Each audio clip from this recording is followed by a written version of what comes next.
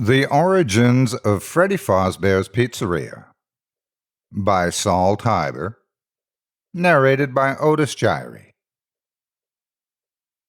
August 27th, 1971. It was a clear morning on August 27th, 1971. Robert Fazworth had just finalized the plans to the new restaurant he had envisioned, Freddy Fazbear's Pizzeria. He had been trying to think of a way he could make his restaurant appeal to the whole family and be a place where both children and adults could have fun and spend some quality time together. He visited a museum one day and saw an animatronic figure of Lincoln, and it hit him. He would create a band of animatronic animals to appeal to the children, while adults would appreciate the classic tunes that the animatronics sang, not to mention the adult-only beverages.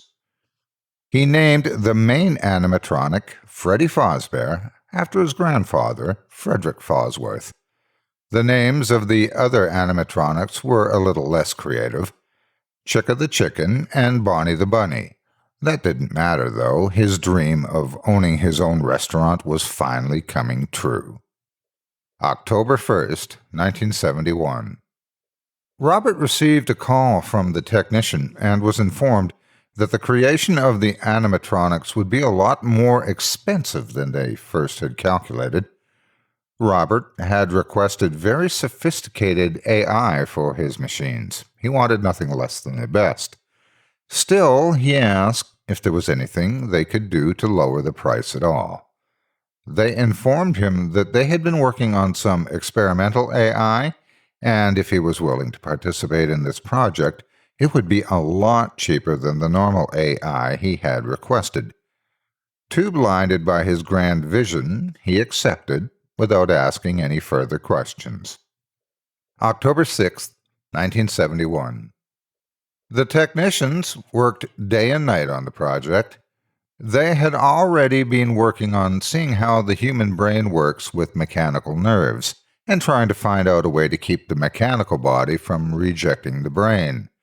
Mr. Fazworth's request just gave them a way to test out the new machines in public and see how they react to the world around them. After months of research, they discovered a way to insert a human brain into the skull of an endoskeleton and connect it to the nerves of the endoskeleton so that it can have complete control over the body. With this method, if the brain is preserved soon enough after death, a deceased person could be brought back to life. They placed a switch on the endoskeleton for safety purposes. If it's pressed, the free will is switched off, and a rudimentary AI takes over the body. After all the kinks had been worked out, 4 models were shipped to Mr. Fazworth. October 20th, 1971. Robert was ecstatic when he received the shipment of robotic endoskeletons. The suits he had had custom made for them had actually just arrived the day before. When he unpacked them, he was a little perplexed when he saw that he had actually received one more than he had asked for. Well, with the cost of these things I should get 4, he thought to himself, and quickly thought of a new animatronic to supplement the original band he had made. He brainstormed many ideas, but finally settled on one: Foxy the Pirate. When kids were done listening to the band, they could join Foxy on his wacky misadventures in Pirate Cove. He drew up the design and placed the order for the last batch of animatronic suits. November 9, 1971. The suit for Foxy had finally arrived, and Robert and his employees eagerly unpacked it. Mr. Fazworth had just finished setting up most of the restaurant for public opening in January, but Pirate Cove was still under construction. They took Foxy to the backstage area and got to work into attaching the animatronic suits onto the endoskeletons. All of the costumes had openings on the back for the emergency off switch. After everything had been set up, Robert decided to turn them on, except Foxy, to test them out. The animatronics moved their heads around, looking at the scenery around them. They looked at each other, then at the people in front of them, then their hands. At this point, They began acting more erratically, twitching. Bonnie asked in a surprisingly human-sounding voice, "What has happened to me? What have you done?" Assuming this was a prank by the manufacturer, Robert angrily switched off all of the animatronics and made a call to the technicians who had created the endoskeletons. They told him it was the sophisticated AI they were using, and that he could use another switch on the skeleton to set them to use only pre-recorded voices. The only alternative was to send them to the manufacturer and have them remove this feature. Being nearly in debt because of the restaurant, Robert just turned off the free-talking feature of the animatronics and called it a day. He wasn't going to let something like a minor defect ruin his dream. January 6th, 1972. Opening Day. Opening Day had finally arrived, and Freddy Fazbear's Pizzeria was packed with customers.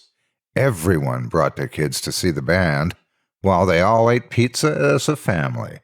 Robert had his employees tinker with the animatronics for the past few months, and he finally got them to a state that was presentable to the public. He had them loaded with pre-spoken lines and songs for them to sing, and was overjoyed at the reception his restaurant was receiving. He was a success. Pirate Cove was filled with kids playing with Foxy on his pirate ship. He had been the hardest animatronic to get working correctly, but everything was going according to plan. July 25th, 1985. Robert Fazworth dies, leaving the restaurant to his son, Jeremy Fazworth. Having no interest in it, he quickly sells it to Funtime Incorporated, who offers him $1 million for the place. At this point, the standards in the establishment are lowered. The robots are set to free roam so that the management doesn't have to deal with their servos locking up. The place generally gets cleaned less, and less reputable people are hired for lower wages. October 2nd, 1985. 5 children are lured backstage in the restaurant and are never seen again. Police arrested a man believed to be the suspect. In reality, the Freddy animatronic, in free will mode, lured the children backstage and brutally murdered them. He stuffed their bodies into the extra animatronic suits laying around for revenge for making him live like this. Freddy Fazbear's Pizzeria declined in popularity after this, no one wanting to bring their children there in fear of what might happen. May 18, 1987. The district manager of Funtime Incorporated was visiting the establishment to see how everything was going and to see if any profits were being made since the incident of 1985. As he passed Pirate Cove, Foxy lashed out and bit the man's head, tearing out his frontal lobe. Foxy was quickly tackled and turned off, but after this event, Freddy Fazbear's Pizzeria would never truly recover. Funtime Inc. wanted nothing to do with the place after this incident, putting it up for auction, selling it for a measly $10,000 to a man named Jonathan Hugo. Instead of repairing Foxy, he just put up a curtain in Pirate's Cove with an out-of-order sign in front. To keep such a thing from ever happening again, he made sure to set the animatronics to free roam only at night. Fearing that they may try to leave at night and hurt people, however, he began hiring security guards for minimum wage to watch the place at night to use as bait. April 28, 1990. Chica calls into disrepair and is discontinued. Strangely enough, a few months after one of the security guards mysteriously vanished, Chica appeared to be repaired and in complete working order, joining the band once more. Foxy, however, had still been left behind the curtain, never to see the light of day again. Jonathan Hugo tries to find another buyer for the establishment, having not even been able to turn a profit on his investment, but is unable to find one. December 17th, 1992. Freddy Fazbear's Pizzeria is condemned and shut down after Jonathan Hugo is sued by former security guard Mike Schmidt, who claimed he spent a week locking himself in the security office while the animatronics tried to get in to kill him. These claims were at first seen as preposterous, but after the numerous complaints about the place, it did prompt a thorough police investigation. They found the decayed human corpse inside numerous suits, including one on the stage. After dismantling the endoskeletons, they found human brains in them as well. The children's remains were given to their families, while the unidentified remains were given a proper rest in unmarked graves on the outside of town. Jonathan Hugo was ruined by this and was sentenced to life in prison, while Funtime Inc. had already become defunct a year before because of the loss of reputation they had received because of Freddy Fazbear's Pizzeria. The building is left abandoned, and some say the souls of those who were trapped in the robotic bodies still haunt the grounds.